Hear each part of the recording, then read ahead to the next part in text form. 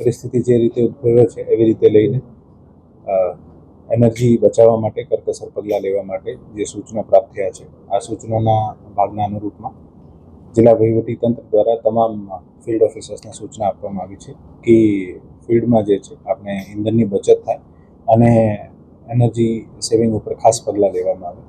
સાથે સાથે એવું પણ સૂચના આપવામાં આવી છે કે આજની જે આરઓ મિટિંગ છે જે કલેક્ટર કચેરી ખાતે છે ત્યાં પ્રથમ વખત આપણે બધાને ડિજિટલી જોઈન કર્યા છે.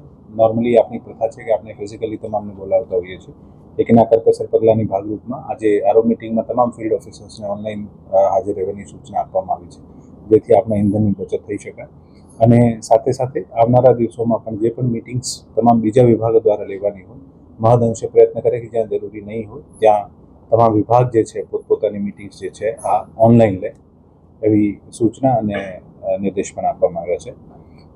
ડિજિટલ સેન્સસ 2027માં હાઉસ લેવલ ઇન્યુમરેશનની જે સેલ્ફ ઇન્યુમરેશનની કામગીરી છે આમાં રાજકોટ જિલ્લામાં અત્યાર સુધીમાં ગઈકાલે સાંજ સુધીમાં 10,021 જે હાઉસ હોલ્ડ છે આનું ઇન્યુમરેશન કરવામાં આવ્યું છે.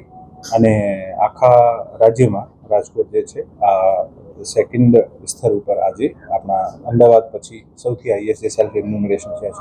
આ તમામ મીડિયાના મિત્રોનો પણ ખૂબ ખૂબ આભાર કે આપ લોકોએ આ માહિતીને દરેક ઘર સુધી પહોંચાડવાનું પ્રયત્ન કર્યો છે, જેથી રાષ્ટ્ર નિર્માણની આ કામગીરી છે આમાં આપણે ખૂબ સારી રીતે કામગીરી કરી રહ્યા છીએ.